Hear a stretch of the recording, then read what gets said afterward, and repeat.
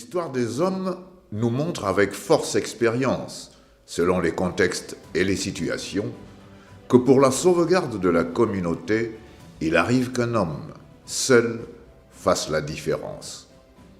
La France en sait quelque chose avec l'acte de bravoure du général de Gaulle en juin 1940. Ces contextes, ces situations où le rendez-vous avec son destin transcende le temps, l'espace et même l'action, le général Brice Clotaire Oligui Nguema a su les conjuguer en prenant rendez-vous avec son destin le 30 août 2023. Toute autorité vient de Dieu. Quand une mère met naissance à un enfant, ne peut pas savoir son avenir.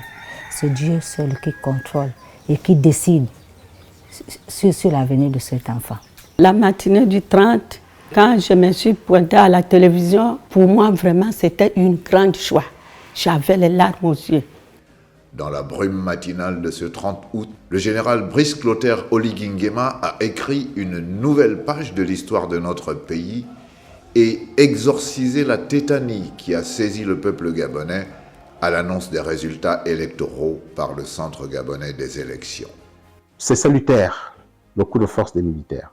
C'est un grand pas, c'est une véritable révolution. Pour moi, c'est une nouvelle naissance du Gabon.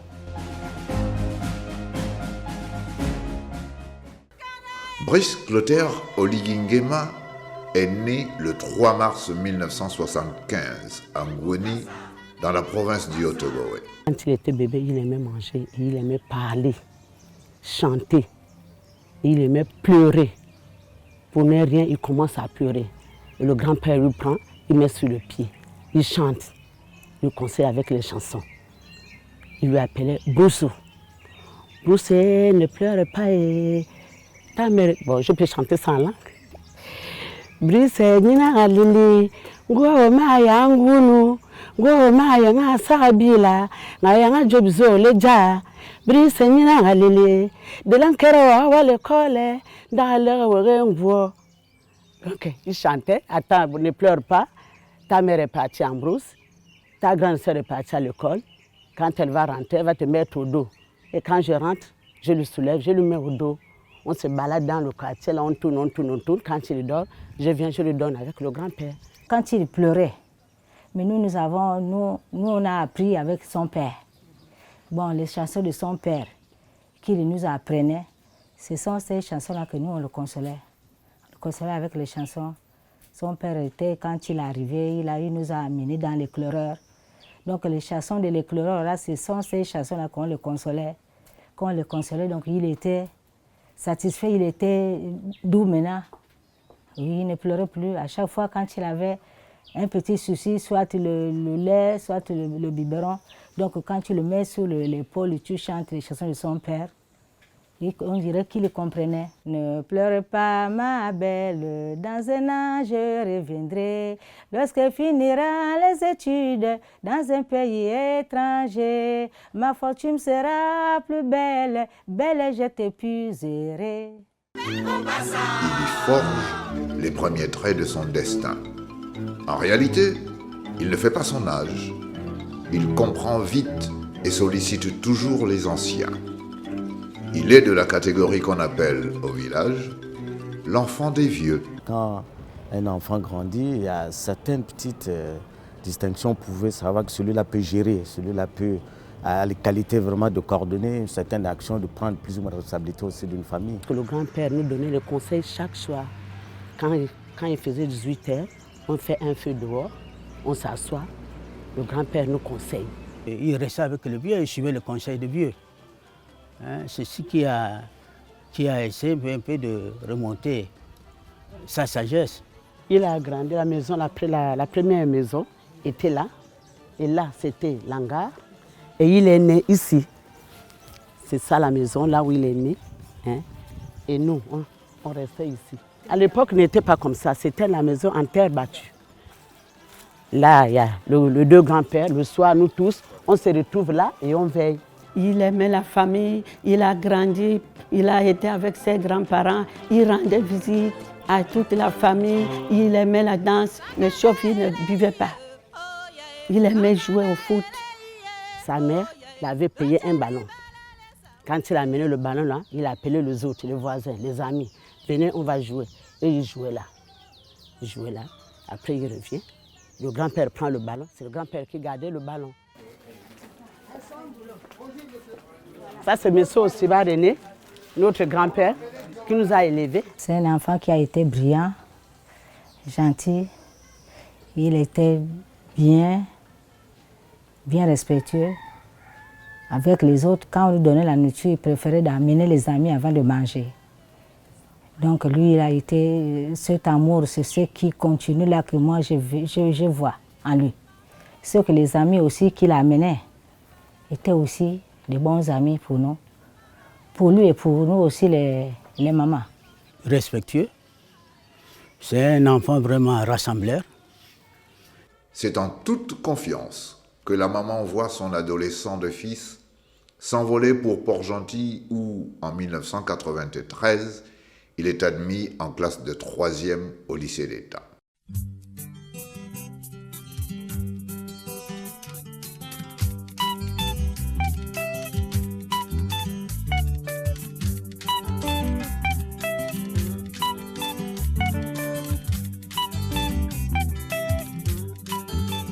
Alors vous savez, le président arrive au lycée d'État, nous sommes en 3e. Je pense que c'est dans les années 92-93. Nous sommes en 3e. Et nous avons fait de la 3e en terminale ensemble, avec beaucoup d'autres collaborateurs aujourd'hui. Marcus, excusez-moi de l'appeler Marcus, parce que bon, nous à l'époque on l'appelait Marcus, ou bien bon, il y avait un petit nom, mais bon, moi Chaga quand même je le dirais, mais bon, on l'appelait beaucoup plus Marcus. Marcus était issu d'une famille vraiment modeste, c'est-à-dire qu'en fait on était tous issus de familles modestes. Il habitait à Okansara, pas très loin à côté. J'avoue que c'était sans langue de bois, hein. C'était un garçon réservé. On dirait, je pourrais même pousser dire timide, mais il savait quand même nous rappeler à l'ordre quand nous qui étions des éléments plus ou moins des stars du lycée. Lui, il était discret, il était effacé. Très rompu à la tâche de l'élève normal, donc un élève qui est arrivé au lycée avec l'intention d'obtenir ses diplômes avec brio. Et donc, c'est le souvenir que j'ai de lui. En longeant, donc en me rappelant justement ce couloir du lycée, j'ai cette image de l'élève qui arpentait ce couloir et qui allait tout bonnement dans sa classe sans chercher à être un élève star, sans chercher outre mesure à attirer l'attention des gens de façon négative. On a fait ensemble la seconde S2, il y en avait 2 ou 3. On est allé en première, c'était la première S2. Et en terminale, lui il a été orienté en terminale D. Moi je suis allé en terminale C. Je me souviens qu'un jour, en sortant du lycée, comme on était voisins, on s'est chamaillé, je ne sais plus pourquoi, on s'est palabré en route sur la voie de retour à la maison. Et il rentrait chez lui, il allait chez moi. Et quelques minutes après, je crois qu'il avait peut-être du mal à rester seul. Il est revenu me trouver, il a cogné. On a rigolé comme des fous ce jour-là, on est resté à rire. Et nous sommes allés prendre des jus comme d'habitude, partager les jus. On est resté à la maison, au salon. Un bon bosseur, parce qu'on pouvait passer des heures, de 16h à 22h à travailler, surtout sur les matières scientifiques. Oui, effectivement, ce sont les souvenirs que je garde de lui. Je fais partie des rares personnes qui ont des photos, et même une photo personnelle avec lui. Et cette photo, elle a circulé dans les réseaux sociaux où on a dit que c'est sa femme actuelle. Mais bon, je suis désolée de vous dire que c'est sa camarade de classe, Sonia, qui était très attachée à lui. Et on a notre camarade Anissé qui nous a pris en photo. Il a dit on doit se séparer, il faut qu'on ait des bons souvenirs. Il se trouvait qu'on était en fin d'année et il nous a dit j'ai envie d'immortaliser ce moment, on ne sait pas si on va se retrouver, faisons des photos. Et il avait un appareil photo. J'avais filmé les deux. On était comme on appelle, derrière les salles de classe. On a fait une photo souvenir parce qu'on se disait peut-être que c'était à son initiative. Hein. Il se disait peut-être qu'on ne se reverra pas l'année suivante. Et j'avais filmé avec ça. Et bizarrement, on n'a pas compris. La photo a fait toute la toile. Son intégration à Port-Gentil est heureuse. Il s'y fait des amis, à côté desquels va se développer sa personnalité et s'affirmer son caractère sportif. J'étais élève en terminale A, monsieur Oligui Nguema était en terminale D et c'est un sportif accompli en football. Lors de nos séances de football entre élèves et enseignants, c'était un garçon très effacé. Mais en lui, on voyait déjà quelqu'un qui avait ses objectifs, quoi. Il aimait le sport et il est même le fondateur d'une association de jeunes de Ngoni qui s'appelle Kolamono. Il était tenace dans ce qu'il voulait avoir. Hein. J'ai à l'esprit comme ça les moments de sport où en équipe, il ne lâchait pas, il s'impliquait vraiment à obtenir ce qu'il fallait obtenir. Seconde, S2. Wow. 1996. Brice Clotaire Oligui Nguema obtient son baccalauréat. Il fait partie de la première cuvée de bacheliers du centre d'examen nouvellement créé dans la capitale économique. Donc nous avons tous passé le bac au lycée d'État de Port-Gentil en 1996 et lorsque vous regardez, vous voyez bien sur le numéro 29, Oligui Nguema Brice Clotaire, le chef de l'État actuel, qui est bien sur la liste des récipiendaires de ceux qui ont eu le bac en 1996. Moi je suis là, Arnaud Ebé-Ongon, terminal C 1996, vous avez Sophie Essongué, et vous avez tous les collaborateurs qui sont là présents, nos noms sont sur la liste. Nanti de son baccalauréat scientifique, il choisit de s'inscrire à l'Université des sciences et techniques de Masuku. Ce n'est pas loin de Ngoni, où vivent son grand-père et sa mère, qu'il peut désormais voir plus souvent. À Franceville, quand il était à l'USM, il avait beaucoup d'amis. Moi, j'étais au quartier Sable. Chaque soir, il vient avec les amis. Si ce n'est pas 5, 6, quand ils arrivent là, ils mangent, ils boivent, après ils partent en boîte. Et ils n'amenaient pas les bagarres. Ses amis, c'était les amis doux, tranquilles, sans problème. Le destin de Brice Clotaire Oligui Nguema va prendre une autre tournure après l'obtention de son diplôme universitaire d'études scientifiques. Plutôt que d'aller terminer son second cycle hors du Gabon, il cède à l'appel du drapeau et sera mobilisé. J'étais déjà intendant des lycées et collèges. Un jour de travail, la secrétaire du CIS m'appelle « Monsieur l'intendant, quelqu'un vous a appelé de Libreville, il dit qu'il va vous parler demain. » J'arrive au travail demain matin, il m'a appelé. « Monsieur l'intendant, on a besoin de vous au téléphone. » Je suis allé, j'ai pris le téléphone, mon téléphone dans mon bureau.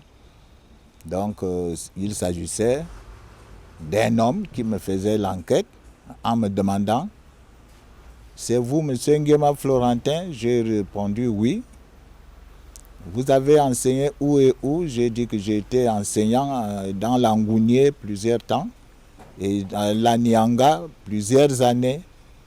Mais après l'Anianga, on m'affecta dans le Haut-Tougoué. Dans le Haut-Tougoué, dans quelle ville et dans quel village? J'ai dit que j'étais affecté dans un village appelé Ngweni. Avec un piga, Alice, vous avez fait quel enfant? J'ai dit oui, j'ai fait un enfant de sexe masculin. Comment s'appelait-il? J'ai dit l'enfant, que le nom de mes beaux-parents m'ont donné, c'était Oligui Nguema Brice Clotaire. C'est à partir de là, nous avons pleuré, lui et moi, au téléphone. C'est là où il m'annonça que papa, je m'en vais au Maroc. Le président Bongo m'envoie au Maroc pour une formation militaire. L'Académie des Forces armées royales du Maroc, à Meknès, l'accueille au cours d'officier.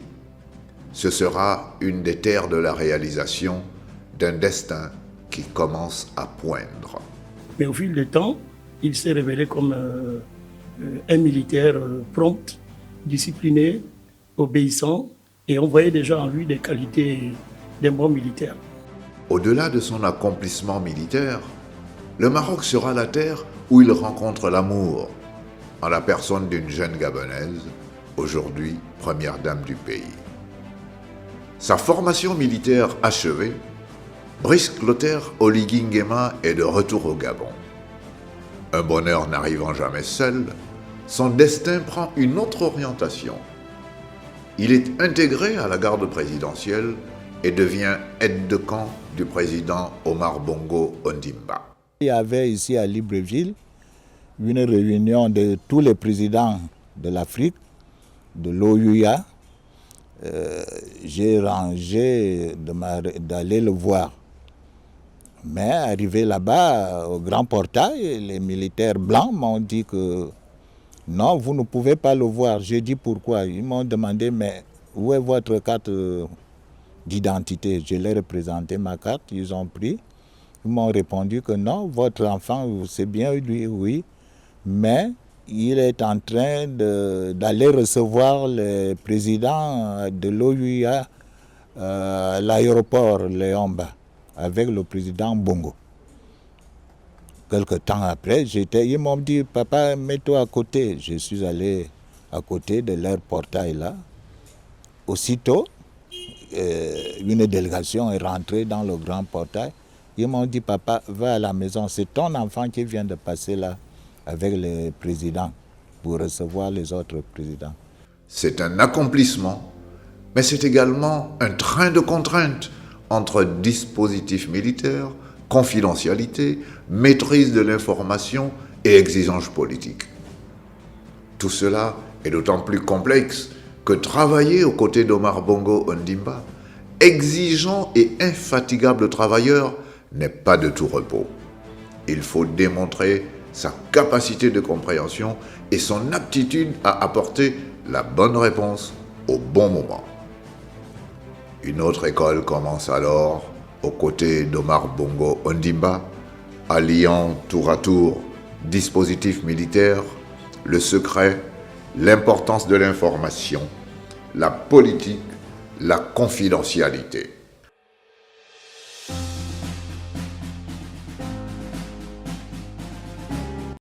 Lorsque je commence à travailler, je suis directement comme adjoint sous les ordres du capitaine Brice Clotaire Oligui Nguema, qui est à ce moment-là, comme je l'ai toujours connu, un officier très dynamique, un officier engagé, une personne qui n'a pas peur de l'effort et une personne assez spontanée.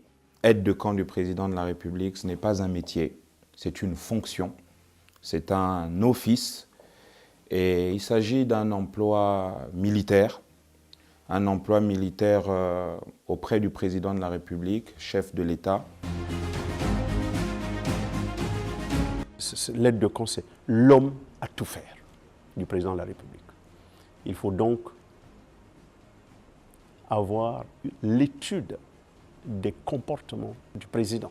Il doit avoir une connaissance de ce que le chef aime, de ce qu'il n'aime pas, de ce qu'il va faire en se projetant dans son agenda.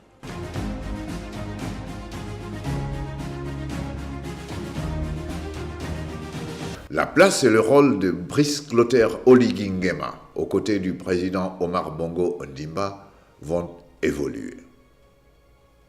L'aide de camp n'est plus ce collaborateur anodin qu'on serait tenté de penser. Quand les forces du patron s'effritent, il devient son auxiliaire de vie. C'est auprès de lui que tout le monde vient aux nouvelles. Il y a une partie qui, pour moi, est là le cœur de cette action et qui fait de cet officier une personne pivot dans l'action publique et privée du président de la République. L'aide de camp du président de la République est un chargé de mission, un véritable chargé de mission du président de la République qui peut être un conseiller du président de la République, si tant est qu'il se retourne vers lui et sollicite son avis sur telle ou telle question soumise à sa sagacité. Il est aussi le conseiller militaire. Parce que tout ce qui est militaire, le président n'ayant pas le temps de s'adresser directement au ministre de la Défense ou à son chef d'état-major particulier, qui d'ailleurs ne voyage pas avec le président lorsque le président va à l'extérieur. C'est l'aide de camp qui remplace le ministre de la Défense, le chef d'état-major particulier du président de la République, pour répondre aux questions. Autre source d'apprentissage, autre canal de formation, la diplomatie aura formaté chez Oligui Nguema la perception de la chose politique au prisme des postes qu'il occupera dans les ambassades de son pays, au Sénégal, comme attaché militaire. Ici, l'apprentissage sera long, la réflexion profonde, les combats intérieurs denses, mais il faut comprendre la réalité de l'État. Lorsque le président va à l'étranger, il aimerait avoir un aide de camp qui puisse avoir en permanence la gestion de son agenda. C'est lui qui gère le répertoire de tous ses correspondants. Il demande à l'aide de camp, je vais entrer en contact avec tel, je vais rentrer en contact avec tel autre. Par exemple, je me souviens, bon, mais il veut parler au président Chirac. Ben, c'est moi qui prends le téléphone, c'est moi qui ai le contact du président Chirac, c'est moi qui appelle l'Élysée et qui met le président en contact de son homologue. Lorsque le président se déplaçait et qu'il était en visite d'État dans tel ou tel autre pays, j'ai toujours vu le général Brice Clotaire Oligui Nguema se préparer lui-même de son côté, faire déjà une analyse préliminaire des opportunités militaires, notamment en matière de formation, qu'il y avait dans le pays où nous devions nous rendre, et être capable systématiquement, une fois qu'on était là-bas, de susurrer à l'oreille du président que l'on pouvait partir de cet endroit-là avec tant de formation d'officiers, de sous-officiers, de médecins militaires. Et donc, c'est quelque chose qui a été fait quasiment systématiquement et qui, ma foi, était apprécié par le président et qui nous a donné des résultats en matière d'offres de formation, et pas seulement pour la garde républicaine, mais bien adressé à toutes les forces de défense et de sécurité. En rentrant au pays après une carrière diplomatique, la trajectoire du général Oligui Nguema prend un remarquable essor à la faveur de sa nomination à la tête de la Direction générale des services spéciaux. Mais le point d'orgue est atteint quand il est nommé commandant en chef de la garde républicaine, où vont se révéler des talents de bâtisseur. En témoignent les écoles et cités pavillonnaires construites entre-temps.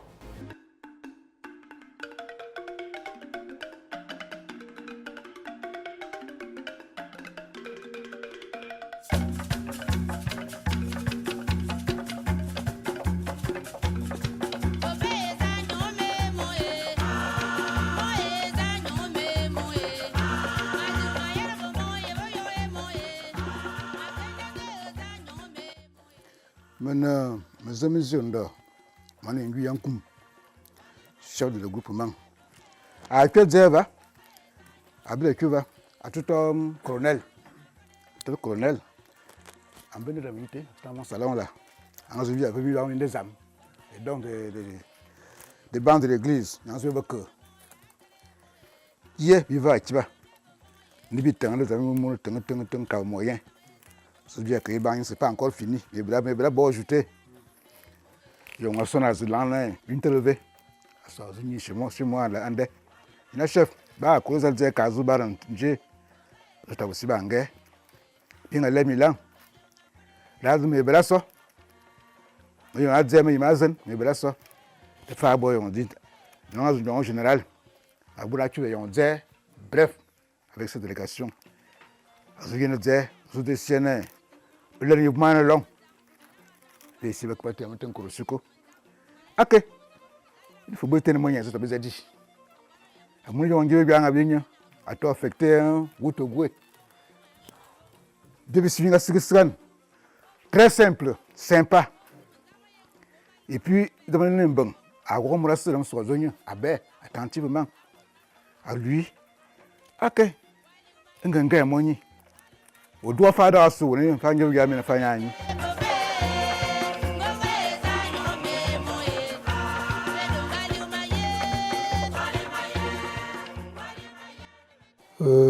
C'est pas pour rien. Au corps de garde là-bas, nous avons eu à parler de notre président, de la transition, vu sa manière de vouloir transformer son village. Il a commencé, dès son premier pas ici, à nous faire les bancs de l'église. Parce qu'on n'en avait pas.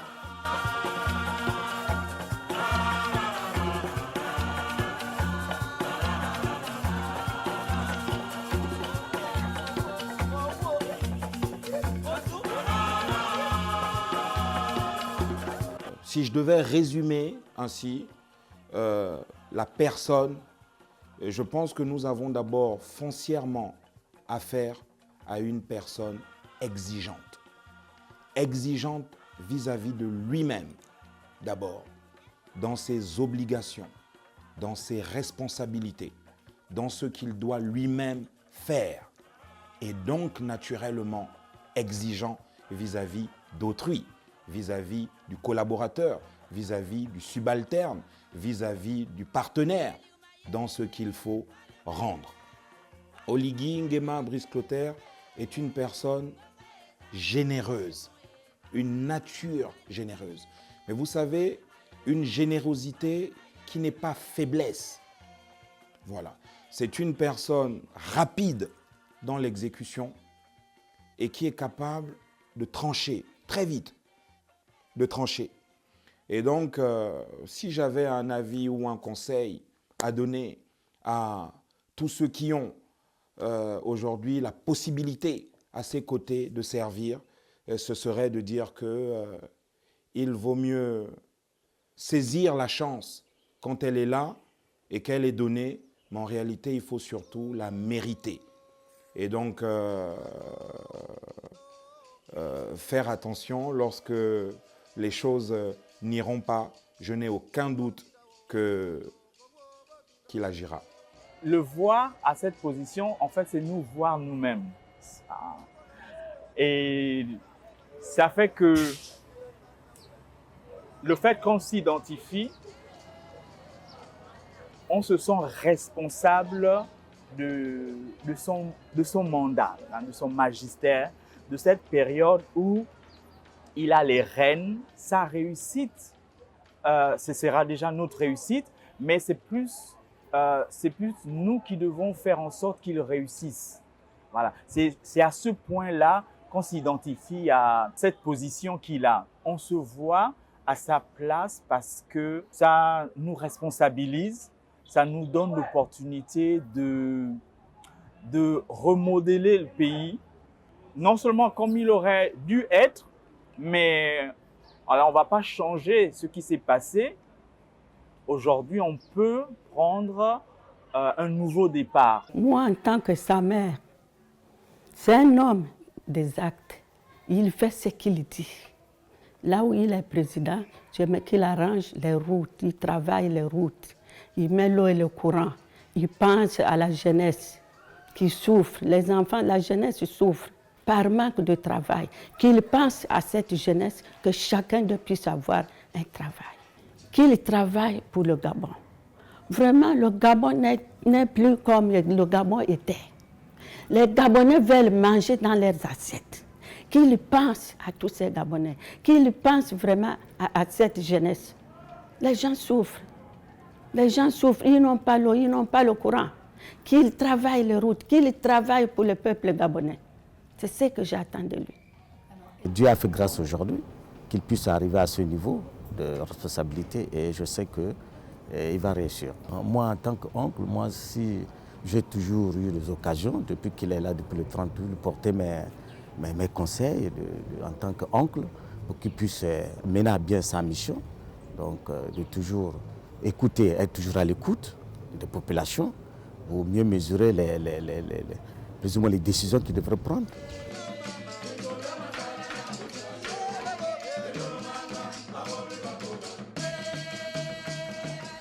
nga bijele do gande ja o bende yugu nda selem poko nda tome etangani ngabe ya tuanjo eye tua eya ngajanja daranga mpale ajanja mburu kunge bagajanga ndo pokono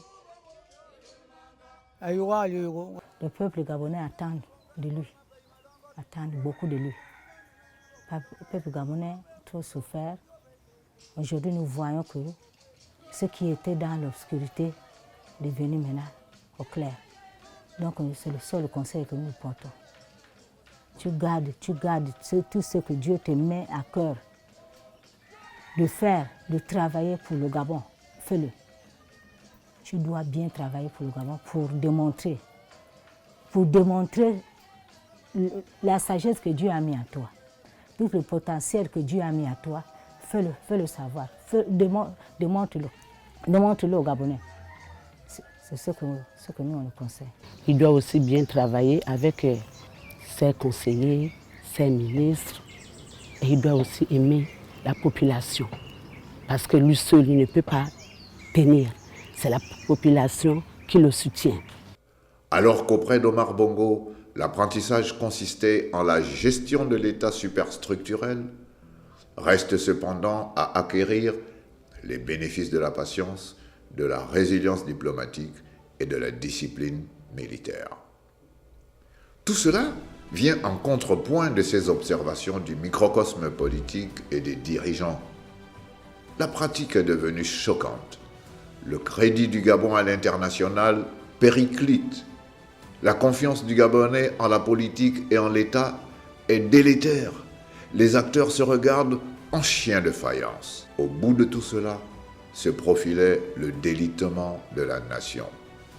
Ainsi s'éclaire le coup d'arrêt du 30 août 2023 par lequel les forces de défense et de sécurité, s'appuyant sur l'hymne national du Gabon, ont proclamé le nouvel essor vers la félicité.